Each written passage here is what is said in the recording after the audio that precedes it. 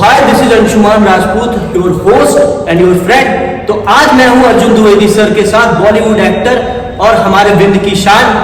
तो बॉलीवुड की बहुत सी शानदार मूवी सर ने की है। रिसेंटली सर ने गदर 2 की थी जो ऑलमोस्ट 500 करोड़ से ऊपर की गई थी और सर ने हमें ये मौका दिया। Thanks sir, thanks a lot for coming here. Thank you very much for inviting me. शुरू करते हैं सर के साथ आज फर्स्ट पॉडकास्ट। तो सर, फिटनेस पे जो सबसे मेजर कंसर्न होता है लोगों का कि हम ट्रैवल कर रहे हैं तो हम फिटनेस पे कैसे ध्यान कर दें, और ऑलमोस्ट आपकी जो ट्रैवलिंग बहुत ज्यादा होती है उसके बावजूद आपने इतनी अच्छी फिजिक मेंटेन की है।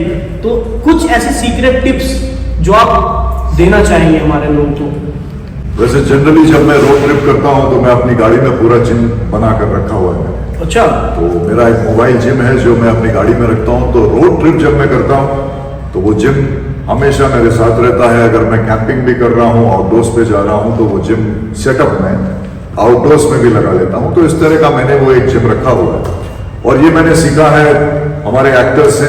जब हमारी शूटिंग होती है तो अजय देवगन के साथ जब हमने सिंघम अगेन की, बादशाहों की, तो उनकी एक जिम वैन हर जगह हमारे शूटिंग लोकेशंस पर होती थी। तो ये चीज मैंने वहां से सीखी और मैंने भी एक छोटा सा अपना मोबाइल जिम बना लिया और अपनी गाड़ी में एक मोबाइल जिम हमेशा मैं रखता हूँ।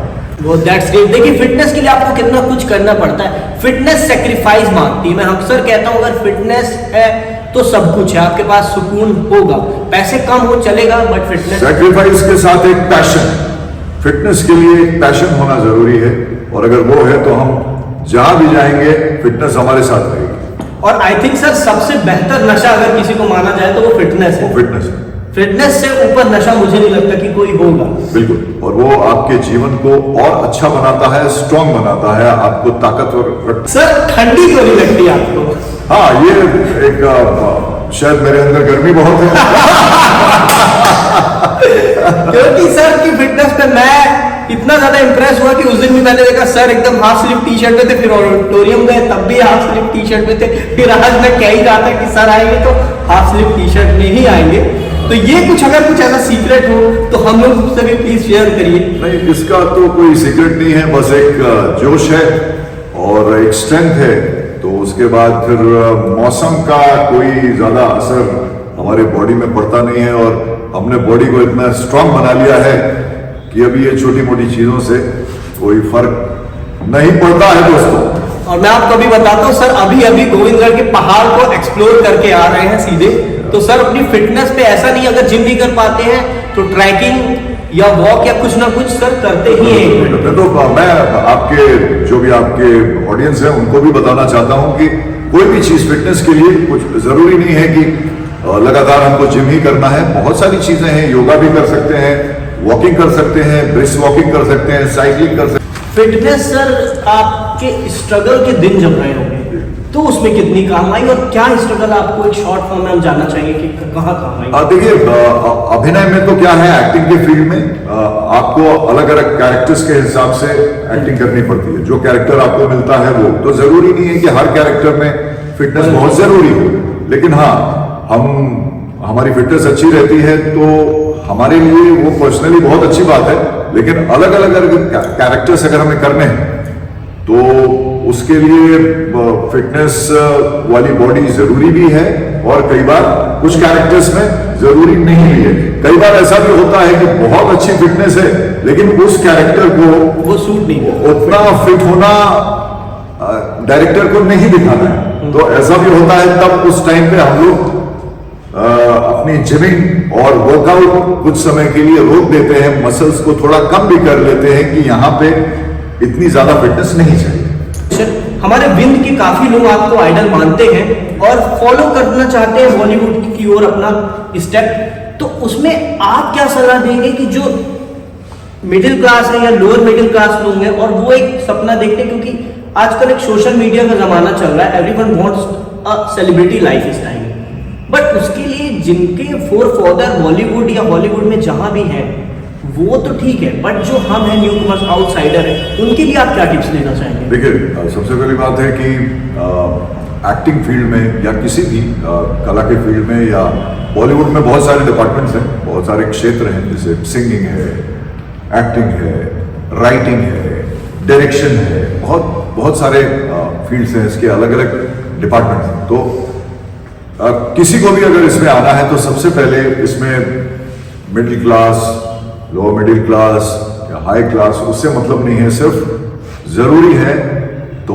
पैशन जरूरी है, वो सबसे इंपॉर्टेंट है इस फील्ड में आने के लिए। उसके बाद एक तैयारी जरूरी है, आपको अपने ही शहर में एक अच्छी तैयारी हो जाएगी, उसके बाद अगर हम मुंबई जाते हैं तो हमारे लिए ज्यादा आसान रहेगा। तो उस फील्ड का अच्छे से प्रशिक्षण लें और उसके बाद फिर अगर हम मुंबई निकलते हैं तो वहां पर हमें ज्यादा आसानी होगी।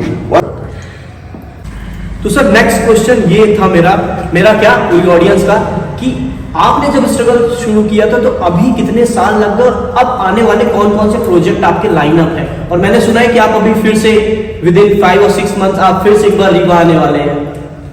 हाँ, शुरुआत तो मेरी टेलीविजन से हमने शुरुआत की और बहुत बढ़िया अच्छी जर्नी रही। और स्टार्टिंग मैंने दिलीप कुमार साहब के सीरियल के साथ की, तो उसके साथ फिर थोड़ा इजी हो गया। जैसे ही एक प्रोजेक्ट शुरू हुआ तो उसके बाद मैं डायरेक्टर्स की नज़र में आने लगा, तो जर्नी बहुत बढ़िया रही। धीरे धीरे मेरे टैलेंट को लोगों ने पहचाना और सही जगह पर सही टाइम पे स्ट्राइक करना बॉलीवुड में बहुत ज़रूरी होता है, कि कहाँ क्या चीज़ स्टार्ट हो रही है और वहाँ आपको पहुँचना है और अपना टैलेंट वहाँ पे दिखाना है। डायरेक्टर से सीधे मीटिंग करनी है, बातचीत करनी है, टीम से मीटिंग करनी है।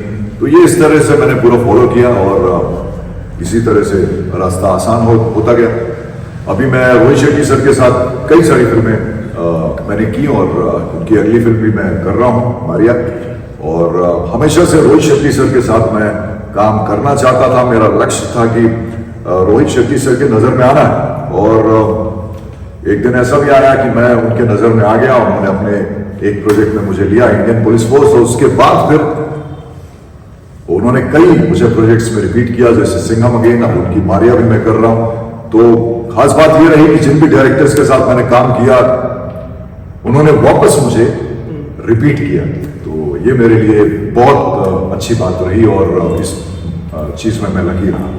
और इसका एक रीजन और भी है, मैं आपको बताता हूँ। क्योंकि सर, मैं ऐसा नहीं है कि सर सामने बैठे हैं, क्योंकि मैं कभी भी वो बातें नहीं करता हूँ जो मुझे करीब से जानते हैं, कि मैं एक हमारे इधर चलता है मुंह देखी बात, बघेली में कहा जाता है। सर इतने डाउन टू अर्थ है भाई, मैं तो तीसरी चौथी बार मिल रहा हूँ सर से, और सर इतने डाउन टू अर्थ है। और यही रीजन है सक्सेस में, मेरे ख्याल से आगे जाने का एक सबसे बड़ा रीजन होता है कि आपको पोलाइटनेस बड़ी मेंटेन रखनी पड़ती है। बिल्कुल, शूटिंग में देखिए बहुत खास बात की, आप अच्छे एक्टर हैं वो तो एक प्लस पॉइंट है, लेकिन आपका व्यवहार कैसा है, नेचर कैसा है, आपको तभी रिपीट किया जाएगा और आपको फिर से काम मिलेगा जब आपका नेचर अच्छा होगा और आप डाउन टू अर्थ होंगे।